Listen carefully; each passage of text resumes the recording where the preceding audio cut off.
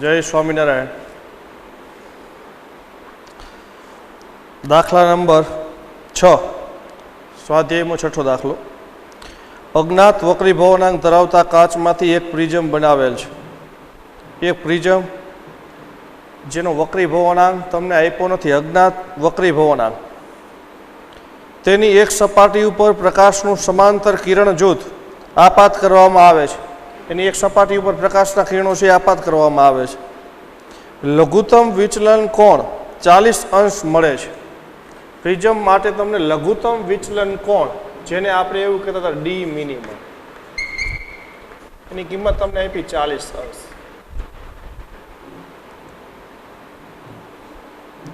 પ્રિઝમના દ્રવ્યનો વક્રી ભવનાંક શોધો. પ્રિઝમનો વક્રી ભવનાંક શોધવાનો છે, દ્રવ્યનો વક્રી ભવનાંક એમ.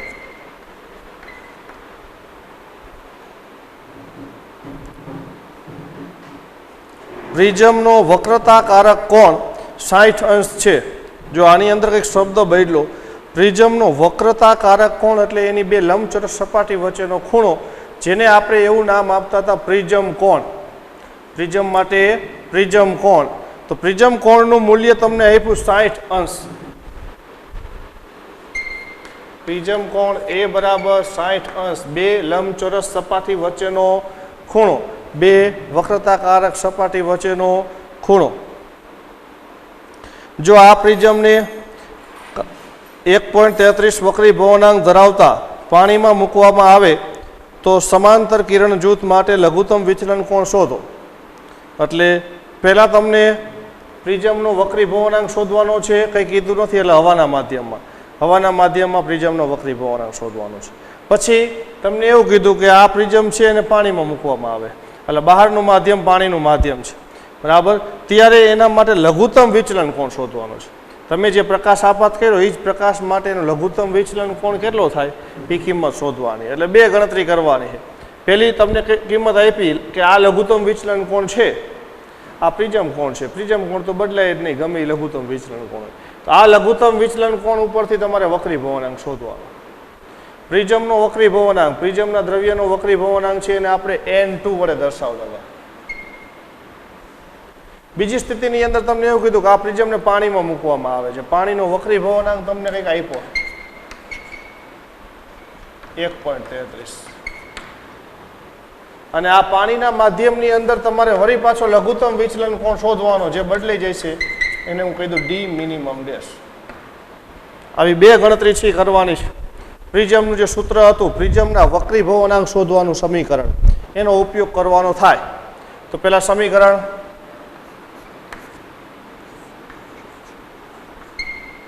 પ્રિઝમ માટે N2/N1 બરાબર sin A plus D minimum by 2 upon sin A/2. પ્રિઝમના વક્રી ભવનાંકનું સમીકરણ, અને સમીકરણ નંબર 1 જ આપી દેવાનું એટલે હવે આપણે જે ગણતરી કરવાની, પહેલા હવાના માધ્યમ માટે, એટલે પહેલી ગણતરી માટે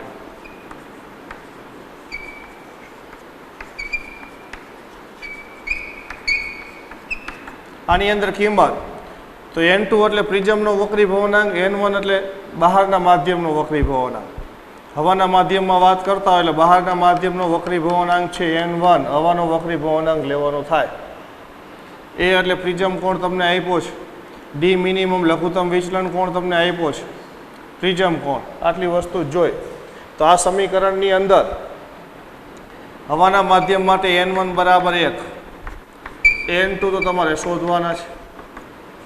ડી મિનિમમ તમને કિંમત આપી દીધી છે 40 અંશ, અને એની કિંમત છે એને માધ્યમ મારે લેવા દેવા હોય નહીં એટલે લખવાનું નથી. હાલો કિંમત મૂકો. તો N2 શોધવાના, એમને રાખવાનું. N1 1 બરાબર sin A પ્રિઝમ કોણ 60 પ્લસ ડી મિનિમમ લઘુત્તમ વિચલન કોણ 40 છેદમાં 2 છેદમાં sin A/2, તો sin 60/2. હાલો કિંમત તો N2 એમને એમ રાખો, છેદમાં 1 ગણવાના નથી. sin 60 + 40 એટલે 100, 100 ભાગ્યા 2 એટલે 50 તો sin 50 છેદમાં sin 60 છેદમાં 2 sin 30 બેની કિંમત n2 બરાબર sin 50 ની કિંમત નેચરલ સાઇનમાં જોવી પડશે તો sin 50 ની કિંમત 0.7660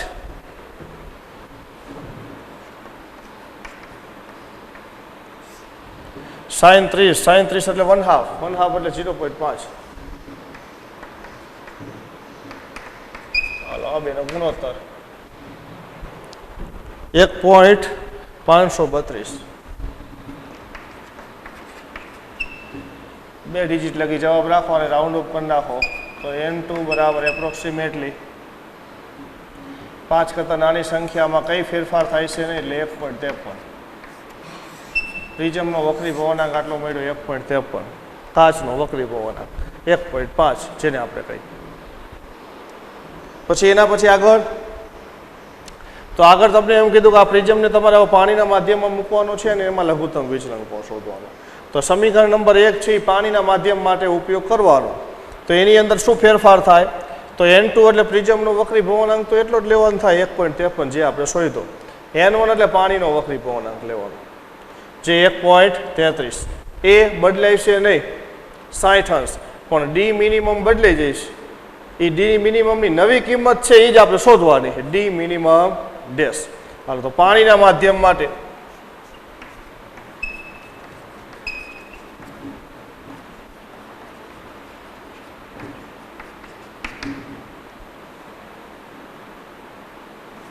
n1 બરાબર nw બરાબર 1.33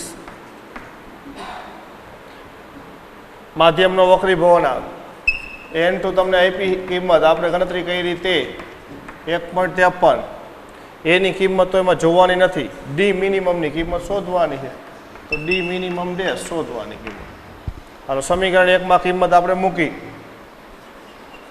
આ કિંમત સમીકરણ 1 માં મૂકતા હાલો તો શું આવશે n2 1.53 છેદમાં n1 1.33 બરાબર sin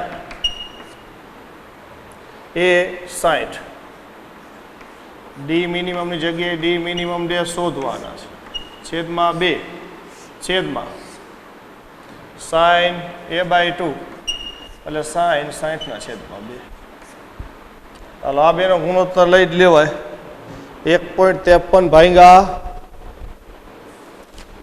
1.33 એની કિંમત છે 1.1503 1.1503 બરાબર હાલો હવે આને એમને એમ રાખો sin આનું સાદુરૂપ તો આવશે જ નહીં કિંમત શોધવાની 60 પ્લસ ડી મિનિમમ ડેશ છેદમાં 2 છેદમાં sin 60 છેદમાં 2 એટલે sin 30 sin 30 એટલે 0.5 0.5 ને હું હવે ડાયરેક્ટ આ બાજુ લખું sin 30 ની કિંમત હું હવે ડાયરેક્ટ આ બાજુ લખું એટલે શું થાય છે 1.1503 ગુણ્યા 0.5 બરાબર sin 60 પ્લસ ડી મિનિમમ એટલે આવું થઈ જશે 1.1503 ગુણ્યા sin 30 ની કિંમત 0.5 બરાબર sin 60 plus D minimum dash છેદમાં 2 હાલો આ બેનો ગુણાકાર તો આ બેનો ગુણાકાર મળે છે 0.5752 આ બેનો ગુણાકાર 0.5752 હવે એને હું આ બાજુ લખું sin 60 plus D minimum dash છેદમાં 2 બરાબર 0.5752 હાલો સાઇન ને આ બાજુ લઈ જાઓ સાઇન ઇનવર્સ એટલે શું થઈ જાય તો 60 પ્લસ ડી મિનિમમ ડેશ છેદમાં 2 બરાબર સાઇન ઇનવર્સ 0.5752. હાલો નેચરલ સાઇનની અંદર 0.5752 ની કિંમત શોધવાની. જે કિંમત મળે છે 33 ડિગ્રી અને 7 મિનિટ. સોરી 33 નહીં 35 ડિગ્રી અને 7 મિનિટ. તો 60 પ્લસ ડી મિનિમમ ડેશ છેદમાં 2 બરાબર આ કિંમત 35 ડિગ્રી 7 મિનિટ. 0.5752 ની કિંમત 35 ડિગ્રી 7 મિનિટ અને 2 ને આ બાજુ લઈ જાઓ એટલે 60 પ્લસ ડી મિનિમમ ડેશ બરાબર 35 ગુણ્યા 2 એટલે 70. 7 દુ 14 70 ડિગ્રી 14 મિનિટ. હવે 60 ને આ બાજુ લઈ જાઓ એટલે ડિગ્રીમાંથી ડિગ્રી બાદ કરવાના, મિનિટમાંથી મિનિટ બાદ થાય. આ 60 ડિગ્રી 0 મિનિટ છે, 70 ડિગ્રી 14 મિનિટ એટલે આ બાજુ લઈ જાઓ એટલે 70માંથી 60 બાદ કરવાના થાય. તો તમારી કિંમત આવી મળશે ડી મિનિમમ ડેશ બરાબર 10 ડિગ્રી 14 મિનિટ. 70માંથી 60 બાદ કર્યા. 10 ડિગ્રી 14 મિનિટ. મિનિટને ડિગ્રીમાં ફેરવી નાખો એટલે 14 ને 60 વડે ભાંગો તો કિંમત તમારી 6 દુ ને 12 0.2 સમથિંગ મળશે, 0.23. તો ડી મિનિમમ ડેશની કિંમત 10.23 ડિગ્રી મળશે. એટલે પાણીની અંદર લઘુત્તમ વિચલન કોણ 10 ડિગ્રી મળ્યો અને હવાની અંદર એ જ લઘુત્તમ વિચલન કોણ 40 ડિગ્રી તમને આપ્યો. ફરીથી જો બે વસ્તુની ગણતરી કરવાની કીધી છે. એકવાર પ્રિઝમ માટે લઘુત્તમ વિચલન કોણ હવામાં આપ્યો છે એના ઉપરથી વક્રીભવનાંક શોધો. બીજી વાર આ પ્રિઝમને પાણીમાં મૂકી દો અને એ જ પ્રિઝમ માટે લઘુત્તમ વિચલન કોણ શોધો. બરાબર. એટલે સૂત્ર આપણે એક જ લેવાનું હતું. એની અંદર n1 ની કિંમત છે એ માધ્યમ પ્રમાણે લેવાની હતી. હવાના માધ્યમ માટે 1 આમાં કિંમત મૂકી, સમીકરણ 1 માં જ કિંમત મૂકી છે 2 વાર. પાણીના માધ્યમ માટે n1 ની કિંમત 1.33. પાણીના માધ્યમમાં તમે જ્યારે કિંમત લેતા હોય ત્યારે તમારે આ કિંમત શોધવાની છે ડી મિનિમમ ડેશ. એ તો બદલાય નહીં, પ્રિઝમનો વક્રીભવનાંક કંઈ બદલાય નહીં, એ તમે આગળ શોધી નાખ્યું. કિંમત મૂકી દો એટલે લઘુત્તમ વિચલન કોણ તમને મળશે. સપાટીઓની વક્રતા ત્રિજ્યાઓ સમાન હોય તેવા દ્વિબહિર્ગોળ લેન્સ બનાવો છે.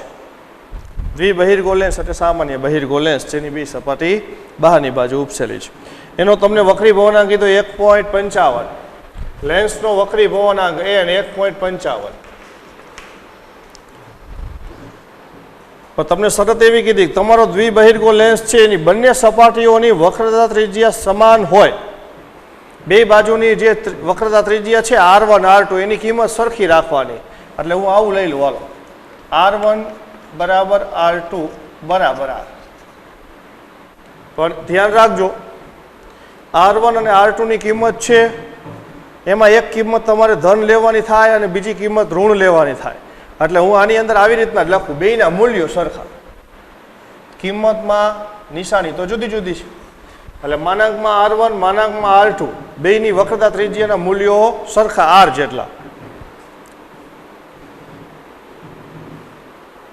વક્રતા ત્રિજ્યાઓ સમાન હોય તેવા દ્વિબહિર્ગોળ લેન્સ બનાવો છે તો 20 સેન્ટીમીટર કેન્દ્ર લંબાઈ મેળવવા માટે જરૂરી વક્રતા ત્રિજ્યા કેટલી હશે? તમારે જે લેન્સ બનાવવાનો છે એ લેન્સની કેન્દ્ર લંબાઈ તમને કીધી 20 સેન્ટીમીટર. લેન્સની કેન્દ્ર લંબાઈ f 20 સેન્ટીમીટર.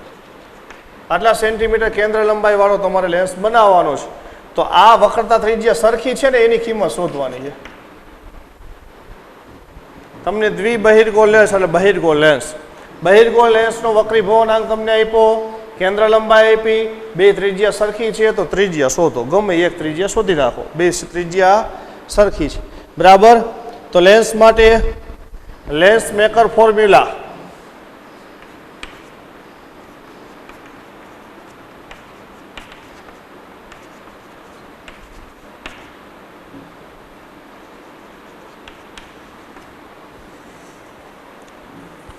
લેન્સ મેકર્સનું સૂત્ર 1/f બરાબર હવાના માધ્યમ માટે n-1 બીજા કાઉન્સમાં 1/r1 - 1/r2.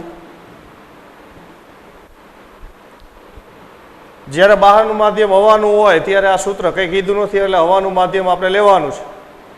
જો તમને બહારનું માધ્યમ પાણીનું એવું કંઈ કીધું હોય તો તમારે આ સૂત્ર બદલાઈ જાય, n2 - n1/n1 એવું થઈ જાય. બરાબર. હાલો, આની અંદર કેન્દ્ર લંબાઈ તમને આપી છે, વક્રી ભવનાંક આપ્યો છે, આ બે ત્રિજ્યા જો સરખી છે એ જ શોધવાની. r1 r2 ની કિંમત શોધવાની છે. એટલે r1 r2 એટલે એની કિંમત આપણે r લીધી, r લેવાની કિંમત શોધવાની છે. બરાબર. હવે તમે બેના મૂલ્યો સરખા લખ્યા તો દ્વિબહિર્ગો લેન્સ છે. દ્વિબહિર્ગો લેન્સની અંદર જોઈજો, સમજજો, આ ત્રિજ્યા r1 આ ત્રિજ્યા r2, આની વક્ર ત્રિજ્યા આ બાજુ હોય એટલે આ ત્રિજ્યા r1 છે એનું મૂલ્ય આ બાજુ ધન થાય, r2 નું મૂલ્ય આ બાજુ ઋણ થાય. બરાબર. એટલે આ બેના મૂલ્યો લખાય એની સાથે સાથે આપણે આમ લખી નાખવાનું કે r1 છે એનું મૂલ્ય ધન એટલે r અને r2 નું મૂલ્ય ઋણ એટલે -r. હવે આ કિંમત આની અંદર મૂકતા જાઓ તો કેન્દ્ર લંબાઈ 1/20 બરાબર n વક્રી ભવનાંક 1.55 - 1 કાઉન્સમાં r1 ની કિંમત આ 1/r -r2 ની કિંમત -r 1/-r. હાલો, 1/20 બરાબર 1.55 - 1 0.55 ગુણ્યા કાઉન્સમાં 1/r - +1/r. હા, તો 1/20 બરાબર 0.55 ગુણ્યા 1/r શું થઈ જશે 2/r. આ લસા આને સૂત્રોનો કરતા બનાવી તો r ને તમે આ બાજુ લઈ લ્યો, આ 20 ને આમ જવા દઈએ એટલે r આવશે અંશમાં. હાલો, બરાબર 0.55 તો અહીંયા જ છે, 2 એની જગ્યાએ જ છે, 0.55 2 આયા છે. આ બાજુ અંશમાં 20 આ બાજુ આવશે ગુણાકારમાં ગુણ્યા 20 એટલે 20 દુને 40, 40 ગુણ્યા 0.55 તો r ની કિંમત આ ગુણાકાર 22 સેન્ટીમીટર. આ ગુણાકાર મળશે 22 સેન્ટીમીટર. તો આપેલ દ્વિબહિર્ગો લેન્સ છે એની બે બાજુની વક્રતા ત્રિજ્યા સરખી અને એ વક્રતા ત્રિજ્યા કેટલી તો એ વક્રતા ત્રિજ્યા 22 સેન્ટીમીટર મળશે. ફરીથી તમને લેન્સ આપ્યો, એનો વક્રી ભવનાંક, કેન્દ્ર લંબાઈ, એની ત્રિજ્યા સરખી એવી શરત અને ત્રિજ્યા શોધવાની. તો ત્રિજ્યા શોધવા માટે લેન્સ મેકર ફોર્મ્યુલા લખ્યો તો મેં, એમાં કિંમત મૂકી દીધી છે. હવે r ની કિંમત મળી ગઈ, આટલી ત્રિજ્યા છે. બરાબર.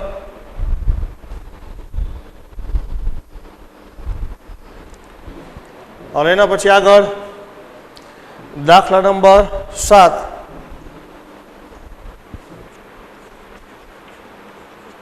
દાખલા નંબર 8. પ્રકાશની કિરણાવલી કોઈ એક બિંદુ P પાસે કેન્દ્રિત થાય છે. પ્રકાશના કિરણો છે એ P બિંદુએ કોઈ એક જગ્યાએ ભેગા થાય છે, એને તમને નામ આપ્યું P બિંદુ. જો માર્ગમાં P બિંદુથી 12 સેન્ટીમીટરના અંતરે એ 20 સેન્ટીમીટર કેન્દ્ર લંબાઈવાળો બહિર્ગો લેન્સ અને B 16 સેન્ટીમીટર કેન્દ્ર લંબાઈવાળો અંતર્ગો લેન્સ મૂકવામાં આવે તો આ કિરણાવલી કયા બિંદુએ કેન્દ્રિત થશે? હવે તમને જે કીધું છે એ વ્યવસ્થિત રકમ સમજવાની છે. આ દાખલો આને જેમ સહેલો નથી, આ હાવ હેલો દાખલો. કઈ કિંમત આપી હતી અને સીધી સૂત્રમાં કિંમત મૂકવાની, બીજી કોઈ પણ જાતની ગણતરી કરવાની નથી, નવો સ્ટેપ છે એને ઉમેરવાનો નથી. પણ આની અંદર તો તમને એક નવું કીધું છે કે પ્રકાશનું કિરણ છે ને P બિંદુ ભેગું થાય એટલે પ્રકાશનું કિરણ P બિંદુ આવે છે. હવે એના માર્ગમાં તમારે એક બહિર્ગો લેન્સ અને એક અંતર્ગો લેન્સ મૂકવાનો છે. બેની કેન્દ્ર લંબાઈ આપી દીધી. બહિર્ગોળની કેન્દ્ર લંબાઈ 20 સેન્ટીમીટર અને અંતર્ગોળની કેન્દ્ર લંબાઈ 16 સેન્ટીમીટર. તો આ કિરણાવલી કયા બિંદુએ કેન્દ્રિત થશે? એટલે હવે જે પ્રકાશના કિરણો છે એ P બિંદુએ ભેગા થતા હતા એ પી બિંદુ છે એનું અંતર 12 સેન્ટીમીટર એવું આપ્યું હતું. તો એ હવે પ્રકાશના કિરણો છે એ 12 સેન્ટીમીટર જે ભેગા થાય એની જગ્યાએ હવે 16 સેન્ટીમીટર ભેગા થાય છે કે 8 સેન્ટીમીટર ભેગા થાય છે, એ કિંમત તમારે શોધવાની. બે લેન્સ માટે ક્યાં ભેગા થાય છે. હાલો હવે જો સમજજો. પહેલાં તમને જે કિંમત આપી છે, ચાલો બહિર્ગો લેન્સની કેન્દ્ર લંબાઈ F1 કહી દઈએ. હવે કેન્દ્ર લંબાઈ આપી છે 20 સેન્ટીમીટર અને બીજું અંતર્ગો લેન્સ, તો અંતર્ગો લેન્સની કેન્દ્ર લંબાઈ છે 16 સેન્ટીમીટર, એને કહી દઈએ -16 સેન્ટીમીટર. પ્રકાશના કિરણ છે એ પી બિંદુ પાસે કેન્દ્રિત થાય છે. જો માર્ગમાં પી બિંદુથી 12 સેન્ટીમીટરના અંતરે આ બે લેન્સ વારાફરતી મૂકવાની વાત કરી, બરાબર. એટલે એના આધારિત છે એ ગણતરી આપણને શું મળે. પહેલાં હું તમને એક આકૃતિ દર્શાવું એટલે અંદાજ આવે.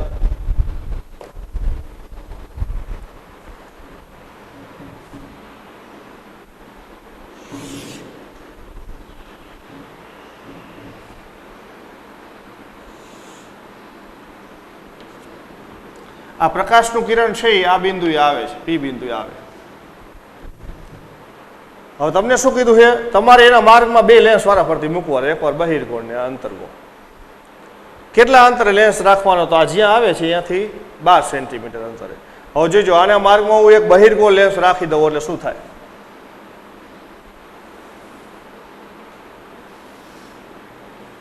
આ બહિર્ગોળ લેન્સ રાખ્યું જેની કેન્દ્ર લંબાઈ F1.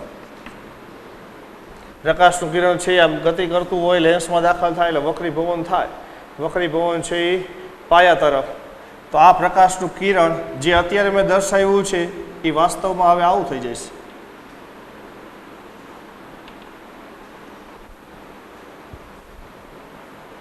લેન્સની અંદર કિરણનું વક્રીભવન થવાથી પાયા તરફ વિચલન, એટલે આ કિરણ છે હવે આયા કેન્દ્રિત થાય, પી બિંદુની જગ્યાએ બીજા કોઈ એક બિંદુએ.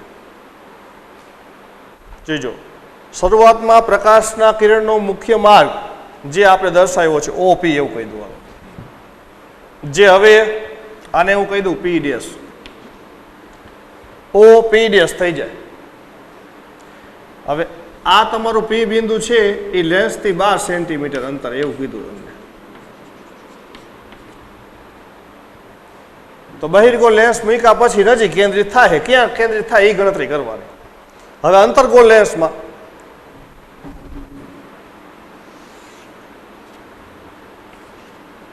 હાલો આ પ્રકાશનું કિરણ જ્યાં કેન્દ્રિત થાય છે એ જ OP જ.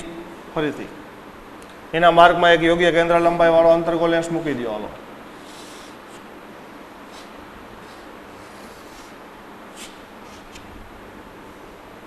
પ્રકાશના કિરણના માર્ગમાં યોગ્ય કેન્દ્ર લંબાઈ વાળો અંતર્ગોળ લેન્સ મૂકશો એટલે અહીંયાથી વક્રીભવન, પ્રકાશનું વિચલન પાયા તરફ, એટલે એની વિરુદ્ધ દિશામાં થાય. એટલે આ પ્રકાશનું વિચલન કિરણ અંતર્ગોળ લેન્સમાંથી પસાર થયા પછી આમ જાય. આને કહી દઈએ આપણે P ડેશ.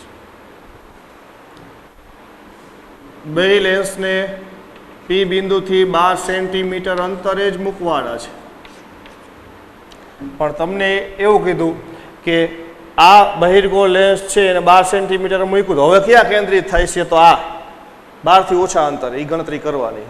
અંતર્ગોળ લેન્સમાં 12 થી વધારે અંતરે એ ગણતરી તમારે કરવાની છે, બરાબર. એટલે હવે તમે આ આકૃતિ જ ખાસ એક દોરવાની દાખલાની અંદર. તમે આકૃતિ દોરો ને એટલે તમારો જવાબ આવી ગયો. જો બહિર્ગોળ લેન્સ માટે પ્રકાશનું કિરણ આયા કેન્દ્રિત થાય એટલે આ વસ્તુ ગણવાની, અને આ વસ્તુનું બહિર્ગોળ લેન્સ વડે મળતું પ્રતિબિંબ છે આ P નું પ્રતિબિંબ P ડેશ. એટલે આ તમારું વસ્તુ અંતર થાય. પેલા લેન્સ માટે છે એટલે હું એને U1 કહી દઉં, અને આ તમારું પ્રતિબિંબ અંતર જે શોધવાનું, ગાઉસનું સમીકરણ. બીજા લેન્સ માટે તો બીજા લેન્સ માટે વસ્તુ તો તમારી આ જ છે, એટલે વસ્તુ અંતર આટલું જ છે, પણ પ્રતિબિંબ અંતર તમારું આ થઈ જશે. એટલે આ પ્રતિબિંબ અંતર તમારે V2 શોધવાનું. પહેલા માટે પ્રતિબિંબ અંતર આટલું થાય છે.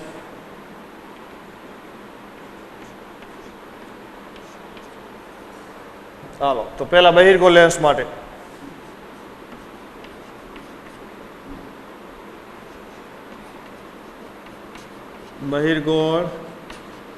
લેન્સ માટે વસ્તુ અંતર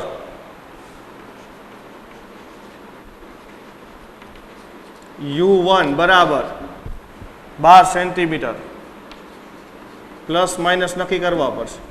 પ્રતિબિંબ અંતર શોધવાનું.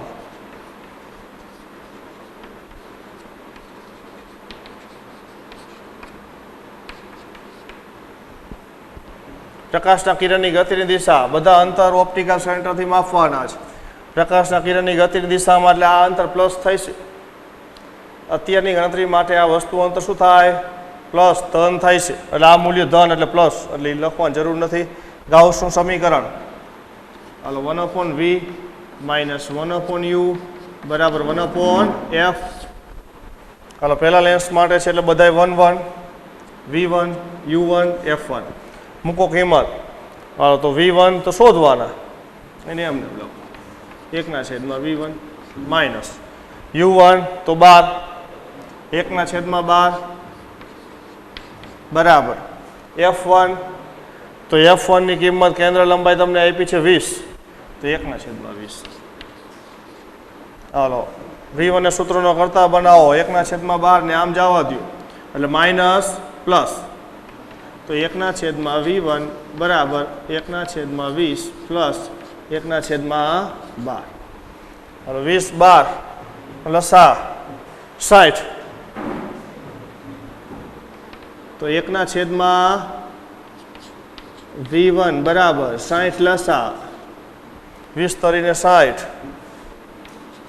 વત્તા 12 પંચાને 60 તો v1 બરાબર 60/8. તો ડાયરેક્ટ v1 ની કિંમત લખું v1 બરાબર 60/8 8 સત્તાને 56 7 પોઈન્ટ સમથિંગ. હાલો એની ગણતરી 7.5 સેન્ટીમીટર. v1 બરાબર 7.5 સેન્ટીમીટર. પ્રથમ લેન્સ માટે તમને પ્રતિબિંબ અંતર એટલે બહિર્ગોળ લેન્સ વડે આ પ્રકાશનું કિરણ ક્યાં કેન્દ્રિત થાય? તો 7.5 સેન્ટીમીટર અંતર કેન્દ્રિત થાય. મળ્યું જે 12 સેન્ટીમીટર અંતર કેન્દ્રિત થતું હતું એ 7.5 સેન્ટીમીટરે કેન્દ્રિત થશે. હવે બીજા અંતર્ગોળ લેન્સ માટે પાછી ગણતરી કરવાની. વસ્તુ અંતર U2 બરાબર વસ્તુ કેટલા અંતર મૂકી? તો અંતર્ગોળ લેન્સ માટે વસ્તુ અંતર તો એ છે 12 સેન્ટીમીટર. પ્રતિબિંબ અંતર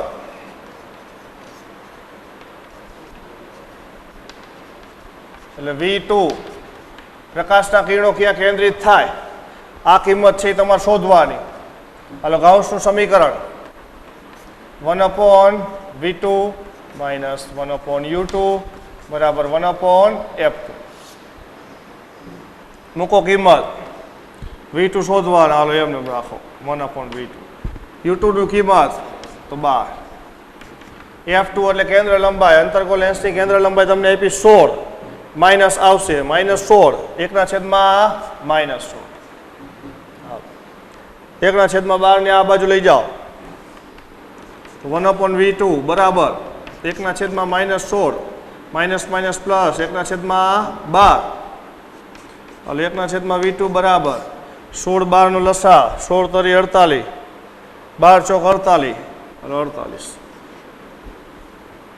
16 તરી 48 એટલે -3 12 ચોક 48 પ્લસ 4 v2 તો 1/v2 બરાબર -3 પ્લસ 4 પ્લસ 1 છેદમાં 48 તો v2 વ્યસ્ત કરી નાખો તો 48 સેન્ટીમીટર. બીજા લેન્સ વડે પ્રતિબિંબ છે 48 સેન્ટીમીટર દૂર કેન્દ્રિત થાય. પહેલા લેન્સ માટે નજીક 7.5 સેન્ટીમીટરે કેન્દ્રિત થયું અને બીજા લેન્સ માટે એ જ પ્રતિબિંબ છે એ 48 સેન્ટીમીટર દૂર ખસે છે 12 સેન્ટીમીટરથી દૂર ખસે. એટલે આવી રીતના બંને લેન્સ વડે જે પ્રકાશનું કિરણ પી બિંદુએ કેન્દ્રિત થતું હતું તે પીડીએસ બિંદુએ કેન્દ્રિત થાય છે, જે એક લેન્સમાં નજીક મળે છે બીજા લેન્સમાં દૂર મળશે. 21 સેન્ટીમીટર અંતરગોળ એટલે માઇનસ 14 સેન્ટીમીટરના અંતરે 3 સેન્ટીમીટરની ઊંચાઈની એક વસ્તુ મૂકેલ છે એટલે લેન્સથી 14 સેન્ટીમીટર વસ્તુ મૂકી, વસ્તુ અંતર યુ 14 સેન્ટીમીટર માઇનસ, અને વસ્તુની ઊંચાઈ તમને કીધી 3 સેન્ટીમીટર તો h 3 સેન્ટીમીટર. લેન્સ વડે મળતા પ્રતિબિંબનું વર્ણન કરો. એટલે લેન્સ વડે જે પ્રતિબિંબ રચાતું હોય કેટલા અંતરે રચાતું હોય છે, કેવડું રચાતું હોય છે, વાસ્તવિક, આભાસી, વસ્તુ કરતાં નાનું મોટું, એના વિશે કહેવાનું તમારે. એટલે પ્રતિબિંબનું વર્ણન કર્યું કહેવાય, પ્રતિબિંબની માહિતી આપી કહેવાય. જો વસ્તુને લેન્સથી વધુ દૂર લઈ જવામાં આવે તો શું થશે? તો કયો લેન્સ તમને કીધો? અંતર્ગોળ લેન્સ. એટલે બહિર્ગોળ કરતાં ઉલટું થાય. બહિર્ગોળ લેન્સની અંદર વસ્તુને તમે નજીક લાવો ને એટલે પ્રતિબિંબ દૂર જાય. તો અંતર્ગોળ લેન્સની અંદર એના કરતાં વિરુદ્ધ, વસ્તુને તમે નજીક લાવો તો પ્રતિબિંબ નજીક આવે. તમે આની અંદર તમને એવું કીધું કે વસ્તુને દૂર લઈ જવામાં આવે, તો વસ્તુને દૂર લઈ જાઓ તો પ્રતિબિંબ દૂર જાય, એ તો નક્કી. અંતર્ગોળ બહિર્ગોળની અંદર બેમાં વિરુદ્ધ ગુણધર્મો છે એ તમને જોવા મળે, એટલે એમાં કંઈ ગણતરી કરવાની નથી. પણ આ એક ગણતરી તમારે દર્શાવવાની કે પ્રતિબિંબની માહિતી આપો, પ્રતિબિંબનું વર્ણન કરો. એટલે પ્રતિબિંબ કેવું મળે છે, ચતું મળે છે, મોટું મળે છે, નાનું મળે છે, કેટલા અંતરે મળે છે, આ બધી ગણતરી છે તમારે દર્શાવવાની. બરાબર? તો એના માટે નાનું મોટું તો મોટવણી જોઈ, એટલે મોટવણીની ગણતરી કરવાની. હાલો, પ્રતિબિંબની માહિતી મોટવણી ઉપરથી મળે, પ્રતિબિંબનો પ્રકાર, પ્રતિબિંબ નાનું મોટું, ઉલટું, વાસ્તવિક, આભાસ. પછી પ્રતિબિંબ કેટલા અંતરે મળે છે તો પ્રતિબિંબ અંતર શોધી નાખો. બે વસ્તુ શોધો એટલે પ્રતિબિંબની માહિતી તમને મળી જાય. હાલો, કઈ વસ્તુ તમને આપી જોઈ લઈ. તો આપણને વસ્તુ અંતર કેન્દ્ર લંબાઈ, તો પ્રતિબિંબ અંતર પેલા શોધી નાખો. ગાઉસનું સમીકરણ. હાલો, લેન્સ માટે ગાઉસનું સમીકરણ 1/v ઓછા 1/u બરાબર 1/f. હાલો, v તો શોધવાના, તો એમનું રાખવું હોય 1/v ઓછા u 1/14 બરાબર f 1/21. ઓછા ઓછા વત્તા 1/v વત્તા 1/14 બરાબર 1/21. 1/14 ને આ બાજુ જવા દો તો 1/v બરાબર 1/21 અને ઓછા 1/14. આ ઓછા નિશાની ઉપર રાખવાની. હવે 21 14 42, 21 નું 42, 14 42, 42 લસા લઈ ગયો. તો 1/v બરાબર 42 લસા 21 નું 42 એટલે -2 -14 42 -3. હવે તો v તો 1/v બરાબર -2 -3 -5 -5/42. તો હવે હું ડાયરેક્ટ કિંમત લખું. v બરાબર -42/5 8/40 8 પોઈન્ટ સમથિંગ કિંમત મળશે.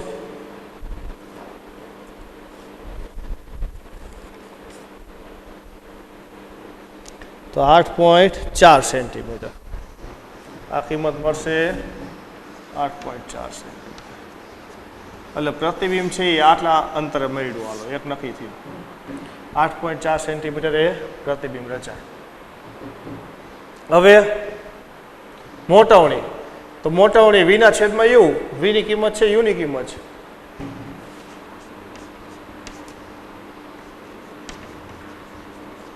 મોટવણી m બરાબર -v/u. લેન્સ છે તો લેન્સ માટે સૂત્ર ફક્ત v/u આવશે, માઇનસ નહીં આવે. એટલે અરીસો હોય તો માઇનસ. v ની કિંમત -8.4, u ની કિંમત -14. તો મોટવણી એમ બરાબર માઇનસ માઇનસ પ્લસ આ બેનો ગુણોત્તર 0.6. ચાલો આટલી મોટવણી મળી તો આના ઉપરથી કહી શકાય કે મોટવણી 1 કરતાં ઓછી છે એટલે પ્રતિબિંબ નાનું મળશે. મોટવણીની કિંમત ધન છે એટલે પ્રતિબિંબ ચત્તુ મળશે. ચત્તુ પ્રતિબિંબ હંમેશા આભાસી હોય, બરાબર. એટલે આના ઉપરથી આપણે લખવાનું આપેલ લેન્સ વડે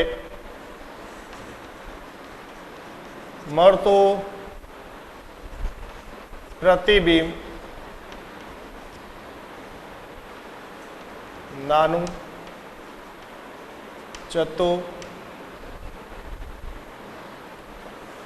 અને આભાસી મળશે.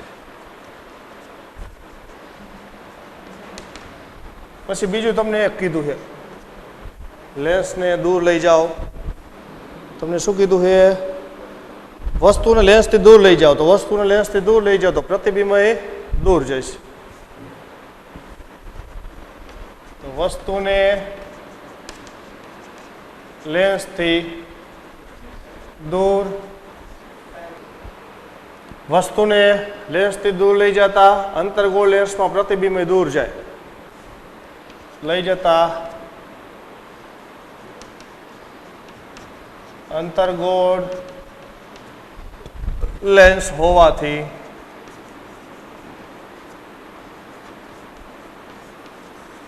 પ્રતિબિંબ પણ દૂર જશે.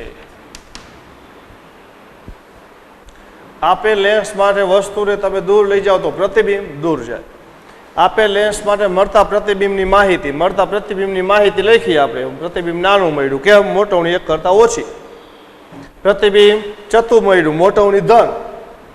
પ્રતિબિંબ આભાસી મળ્યું, ચત્તુ પ્રતિબિંબ હંમેશા આભાસી હોય અને અંતર્ગોળ લેન્સ છે તમને ચત્તુ અને આભાસી પ્રતિબિંબ આપે. તો આ માહિતી આપવાની હતી, એ બધી માહિતી આપણને મળી ગઈ. 20 સેન્ટીમીટર કેન્દ્ર લંબાઈના અંતર્ગોળ લેન્સ સાથે સંપર્કમાં રાખ્યો છે. હવે બે લેન્સ, એક બહિર્ગોળ લેન્સ અને એક અંતર્ગોળ લેન્સ, બેને સંપર્કમાં રાખ્યા, બેને ભેગા મૂકેલા છે. બંનેની કેન્દ્ર લંબાઈ, બહિર્ગોળ લેન્સની કેન્દ્ર લંબાઈ એને કહી દઈએ F1 30 સેન્ટીમીટર અને અંતર્ગોળ લેન્સની કેન્દ્ર લંબાઈ એને કહી દઈએ F2 20 સેન્ટીમીટર. આ સંયોજનની સમતુલ્ય કેન્દ્ર લંબાઈ શોધો. હાલો સમતુલ્ય કેન્દ્ર લંબાઈ શોધવાની છે. લેન્સ સંયોજનનું સૂત્ર. આ સંયોજન એટલે તંત્ર અભિસારી બહિર્ગોળ લેન્સ હશે કે અપસારી અંતર્ગોળ લેન્સ હશે. એટલે આ સંયોજન છે એ કયા લેન્સ તરીકે કાર્ય કરશે, અંતર્ગોળ કે બહિર્ગોળ, એ આપણે ગણતરી કરશું એટલે મળશે કે કેન્દ્ર લંબાઈ જો ધન હોય તો બહિર્ગોળ લેન્સ તરીકે અને કેન્દ્ર લંબાઈ ઋણ હોય તો અંતર્ગોળ લેન્સ તરીકે. લેન્સની જાડાઈ અવગણો એટલે પાતળા લેન્સ માટે જ આપણે બધા સૂત્રો મેળવ્યા છે, બરાબર. આપણા જે બધા સૂત્રો છે લેન્સ મેકર ફોર્મ્યુલાના, એ બધા પાતળા લેન્સ માટેના જ છે. તો સૂત્ર લેન્સ સંયોજનની કેન્દ્ર લંબાઈ F હોય તો 1/F બરાબર 1/F1 પ્લસ 1/F2. 1/F બરાબર 1/F1, F1 એટલે 30 પ્લસ 1/F2, F2 એટલે અંતર્ગોળ લેન્સ છે ને બીજો, તો અંતર્ગોળ લેન્સની કેન્દ્ર લંબાઈ માઇનસ આવશે, બહિર્ગોળની પ્લસ અંતર્ગોળની માઇનસ, તો અહીં -20 લખવા પડશે. ચાલો તો 1/F બરાબર 1/30 પ્લસ ઓર માઇનસ માઇનસ 1/20, 30 20 તો 60 લસા. હાલો તો 1/F બરાબર 60 લસા લઈ લ્યો. 30 × 60, 20 × 30 60, 2 - 3 - 1 તો શું લખાય છે? 1/F બરાબર -1/60. તો એફ બરાબર -60 સેન્ટીમીટર. સમતુલ્ય કેન્દ્ર લંબાઈ આટલી મળશે. સમતુલ્ય કેન્દ્ર લંબાઈ ઋણ છે એટલે આ લેન્સ છે એ અંતર્ગોળ લેન્સ તરીકે, અપસારી લેન્સ તરીકે કાર્ય કરે. સમતુલ્ય કેન્દ્ર લંબાઈ ઋણ હોવાથી આ સંયોજન અંતર્ગોળ એટલે કે અપસારી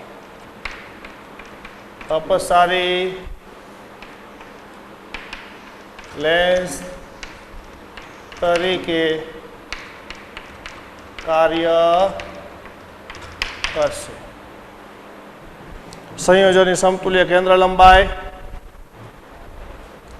અને એના ઉપરથી તમારે જવાબ લખવાનો હતો. જવાબ આપણે લખ્યો કે આ અંતર્ગોળ લેન્સ તરીકે વર્ત. બરાબર. હાવ હેલો દાખલો.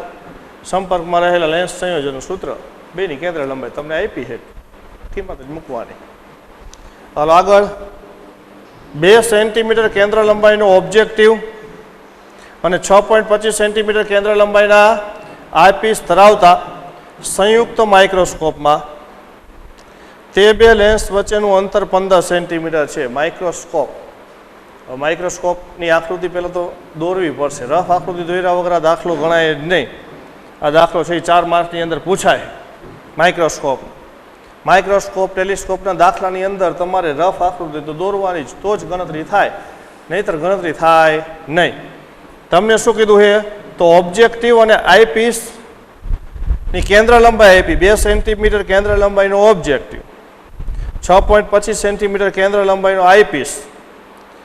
સંયુક્ત માઇક્રોસ્કોપમાં 2 લેન્સ વચ્ચેનું અંતર તમને કહી દીધું 15 સેન્ટીમીટર. 3 વસ્તુ આપી.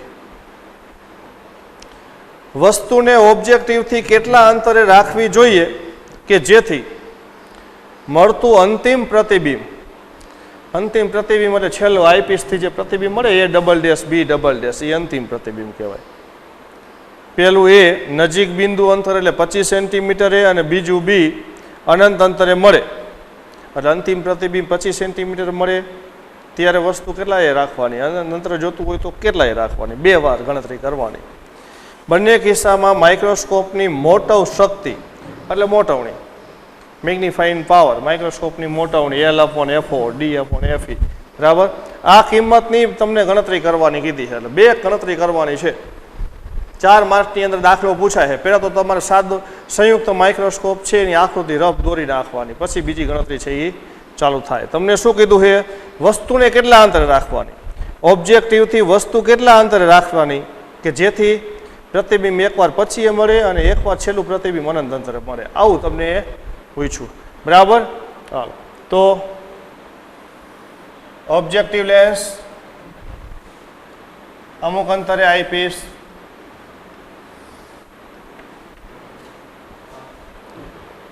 ઓબ્જેક્ટિવની કેન્દ્ર લંબાઈ તમને આપી છે 2 સેન્ટીમીટર. આઈપીસની કેન્દ્ર લંબાઈ તમને આપી છે 6.25 સેન્ટીમીટર. હાલો. 2 લેન્સ વચ્ચેનું અંતર તમને આપી દીધું 15 સેન્ટીમીટર. હવે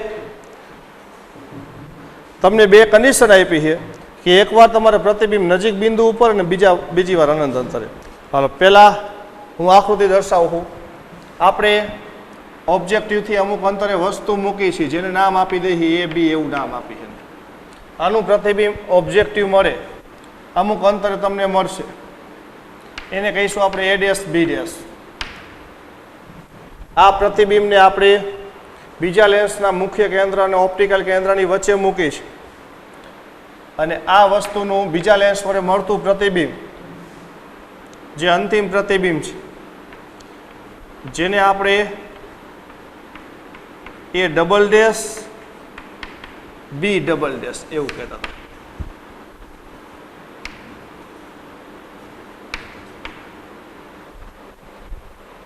આવી રીતના આપણને અંતિમ પ્રતિબિંબ મળે. આપણી આકૃતિ પ્રમાણે આપણે અંતિમ પ્રતિબિંબ ડી અંતર દર્શાવી. એટલે આ આકૃતિ સમજી લો ને, ડી અંતર માટે છે એવું લઈ લ્યો, જે 25 સેન્ટીમીટર હોય. હવે બીજા અંતર, મોટવણીનું સૂત્ર, તો મોટવણીનું સૂત્ર હતું L/FO ગુણ્યા 1 + D/FE. નજીક બિંદુ એ હોય તો આટલું, અને અનંત અંતર હોય તો D/FE. એટલે આ મોટવણીનું સૂત્ર. એમાં બીની કેન્દ્ર લંબાઈ જોઈએ આપી છે તમને, ડી તો 25 સેન્ટીમીટર નક્કી છે. એર એટલે ટ્યુબ લંબાઈ. તો ટ્યુબ લંબાઈ એટલે શું? તો માઇક્રોસ્કોપની ટ્યુબ લંબાઈ એટલે આનું બીજું મુખ્ય કેન્દ્ર આ બાજુ હોય ક્યાંક, જેને આપણે કંઈક બી ડેશ એવું કે આ B1 એવું કંઈક કહેતા હતા. આને હું કહી દઉં, હાલો B1 આયા. ઓબ્જેક્ટિવનું આ બાજુ મુખ્ય કેન્દ્ર હોય અને આ બાજુ હોય, એટલે બીજું મુખ્ય કેન્દ્ર, દ્વિતીય મુખ્ય કેન્દ્ર. અને આઈપીએસનું મુખ્ય કેન્દ્ર આ બાજુ હોય ને આ બાજુ હોય, એનું પહેલું મુખ્ય કેન્દ્ર એટલે આ બાજુ હોય ક્યાંક. એ બે વચ્ચેના અંતરને આપણે એલ કહેતા હતા.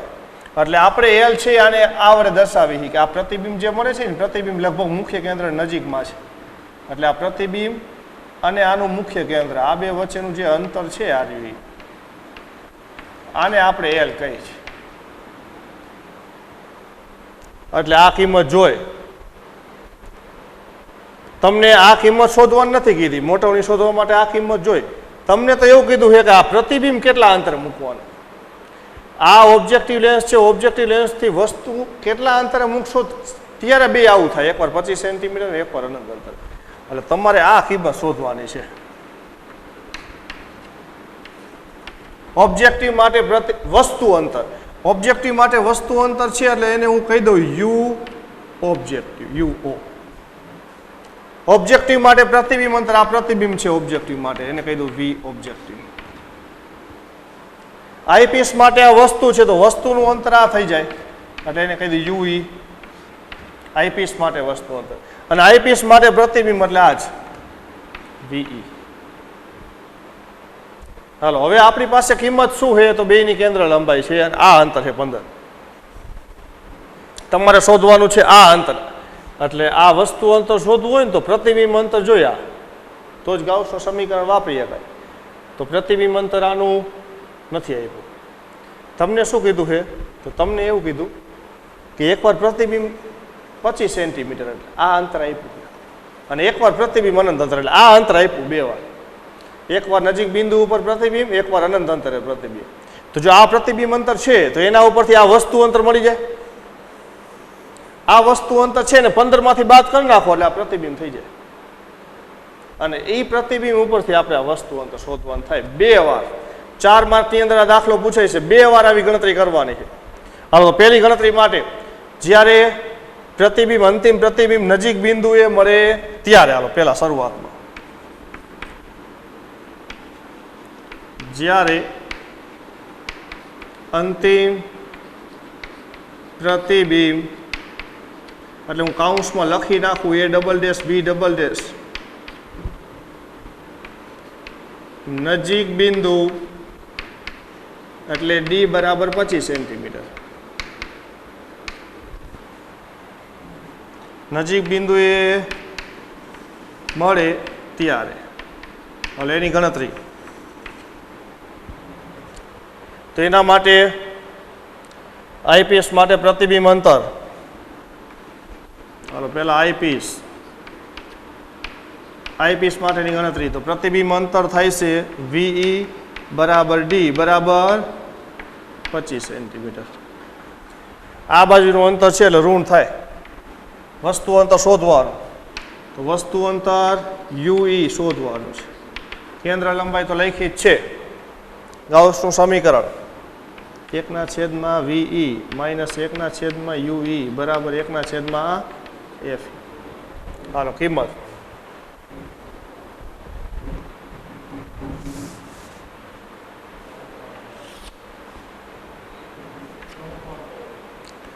હાલો મૂકો કિંમત. VE શોધવાની 1/VE બરાબર -25 માઇનસ UE શોધવાની, એમ રાખો. કેન્દ્ર લંબાઈ 6.5. હાલો હવે આને આમ જવા દો તો માઇનસ 1/UE બરાબર 1/6.25 ઓછા ઓછા આ બાજુ જશે વત્તા 1/25 ઓછા 1/UE બરાબર 6.25 25 6 ચોક 24 એટલે 25 લસા થઈ જાય 25 લસા લઈ લ્યો એટલે 6 ચોક 24 4 વત્તા 1 તો ઓછા 1/UE બરાબર 4 વત્તા 1 એટલે 5 5/25 તો UE બરાબર ડાયરેક્ટ લખી નાખો વ્યસ્ત 25/5 એટલે 5 અને માઇનસને આ બાજુ જવા દે માઇનસ સેન્ટીમીટર હાલો પ્રથમ લેન્સ માટે એટલે આઈપીસ માટે પ્રતિબિંબ અંતર 5 મળ્યું આ 5 હોય એટલે બાકી વધ્યું આ 10 આ તો કુલ 15 સેન્ટીમીટર છે જ એમાંથી આ 5 બાદ કરી નાખો એટલે ઓબ્જેક્ટિવ માટે પ્રતિબિંબ અંતર મળી ગયું તો ઓબ્જેક્ટિવ માટે પ્રતિબિંબ અંતર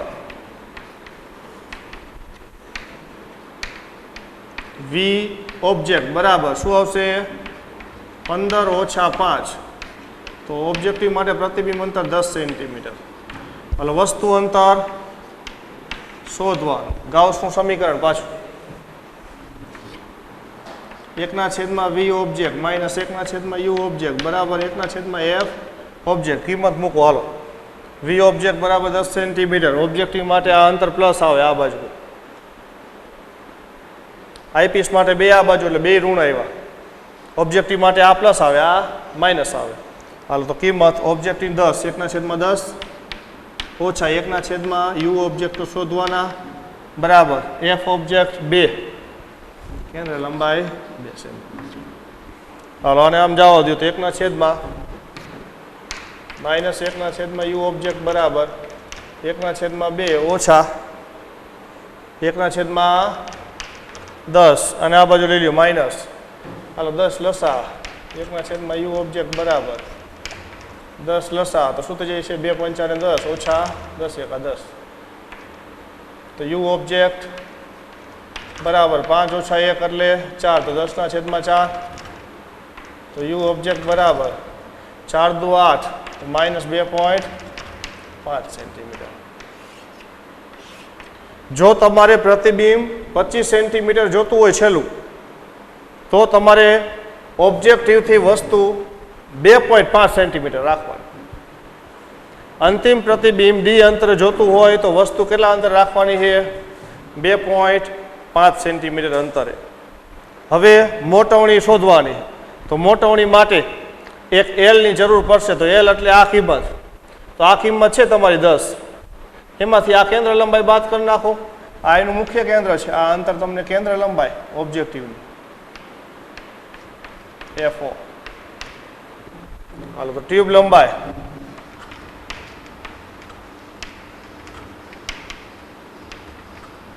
એલ બરાબર ઓબ્જેક્ટિવ માટે પ્રતિબિંબ અંતર ઓછા ઓબ્જેક્ટિવની કેન્દ્ર લંબાઈ તો કિંમત કેટલી મળી પ્રતિબિંબ અંતર મળ્યું છે 10 અને કેન્દ્ર લંબાઈ છે 2 તો ભાઈ 8 સેન્ટીમીટર હાલો મોટવણી મોટો શક્તિ અથવા મોટવણી એમ બરાબર L/FO ગુણ્યા કૌંસમાં 1+D/FE તો એમ બરાબર એલ એલની કિંમત 8 FO એની કિંમત છે 2 ગુણ્યા 1+D ડીની કિંમત 25 સેન્ટીમીટર FE એની કિંમત 6.25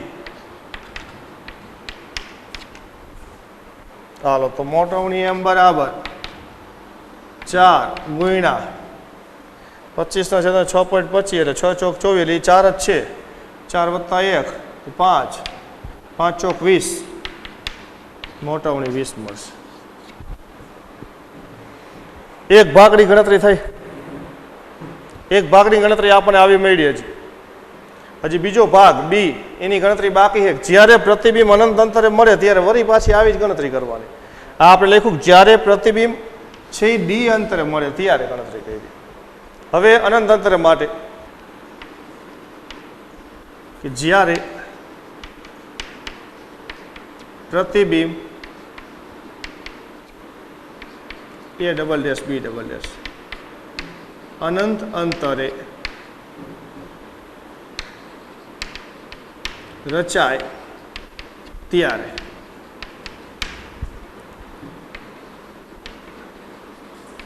આઈપીસ માટે વસ્તુ અંતર એટલે યુઈ કેન્દ્ર લંબાઈ જેટલું થશે.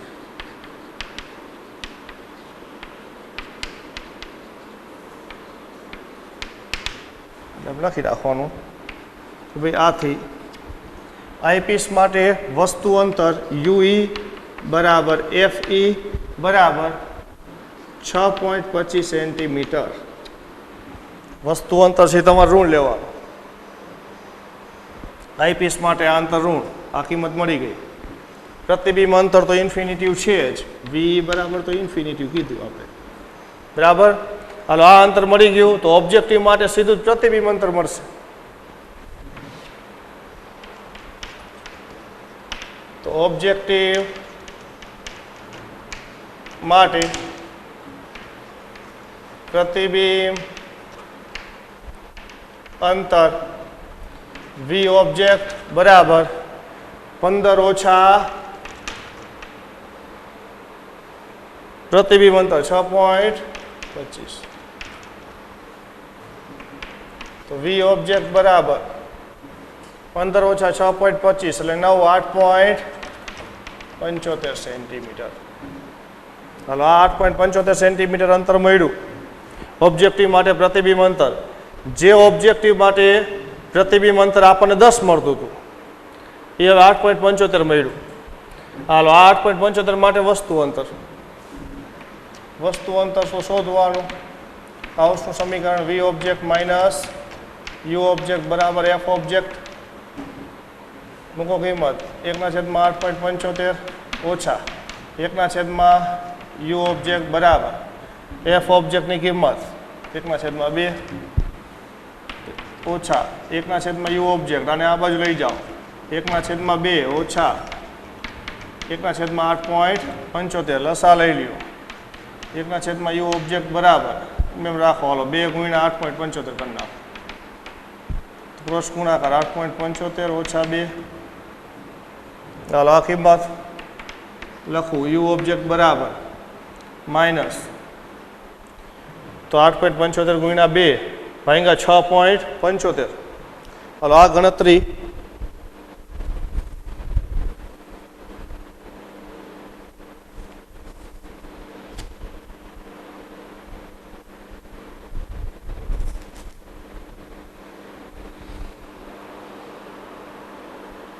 બે પોઈન્ટ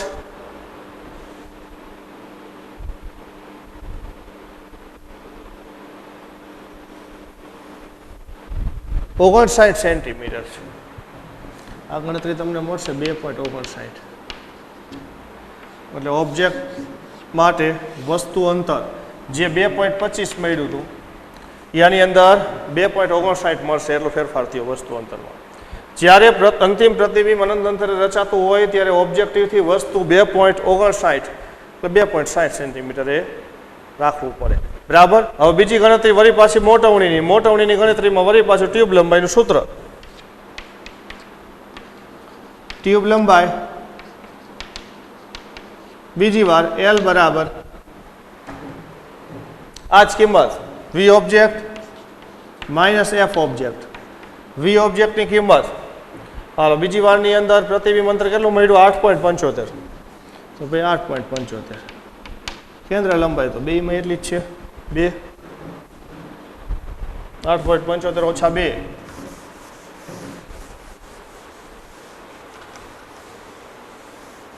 હાલો એ કિંમત મળશે તમને એલ બરાબર 6.75. સેન્ટીમીટર. હાલો વળી પાછી મોટવણીમાં કિંમત મૂકવાની. તો મોટવણીનું સૂત્રમાં ફેરફાર થાય છે એટલે જ મેં લખ્યું છે આમને કે આ સૂત્ર તમે લખ્યું ને L/FO ગુણ્યા 1 + D/FE. આ સૂત્ર જ્યારે અંતિમ પ્રતિબિંબ ડી અંતરે 25 સેન્ટીમીટર રચાતું હોય એના માટેનું છે. જ્યારે અંતિમ પ્રતિબિંબ અનંત અંતરે રચાય ત્યારે આ સૂત્રની અંદર D/FE જ આવશે. એટલે વળી મોટવણીનું સૂત્ર મોટવ શક્તિ M બરાબર L/FO ગુણ્યા D/FE આટલું જ આવશે. અનંત અંતર માટે સૂત્ર છે એ બદલાઈ જાય. આપણે છેલ્લે જે સૂત્ર મેળવ્યું હતું થિયરીની અંદર આ હતું અનંત અંતર માટે લખીને મેળવ્યું હતું, પણ તમને આ દાખલાની અંદર બેમાં ગણતરી કીધી છે. અનંત અંતર માટે કીધી છે એટલે આ સૂત્ર માટે, અને અનંત અંતર ન હોય ત્યારે એટલે આ સૂત્ર માટે. હાલો હવે કિંમત મૂકી દો. એલની કિંમત છે 6.75 છેદમાં FOની કિંમત 2, ડીની કિંમત તો નક્કી જ હોય 25, FEની કિંમત 6.5. હાલો આની ગણતરી બીજી વાર મોટવણી એની કિંમત મળશે તમને 13.6.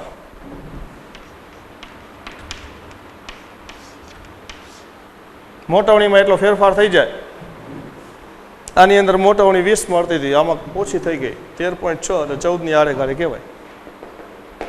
એટલે આવી રીતના તમે આ વસ્તુનું સ્થાન બદલો ને, આઈપીસ માટેની વસ્તુ એટલે પ્રતિબિંબ, આનું સ્થાન બદલવામાં આવે, એમાં સ્થાન બદલવામાં કંઈ કરવા નથી. આને આગળ પાછળ ખસેડો એટલે એનું સ્થાન બદલાઈ જાય. એટલે અંતિમ પ્રતિબિંબ છે એની સ્થિતિ બદલાતી જાય. 4 માર્કની અંદર દાખલો પૂછાય, 1 ભાગાઈ પૂછાય અને 2 ભાગાઈ પૂછાઈ શકે. બરાબર? કંઈ પ્રશ્ન હોય તો બોલો.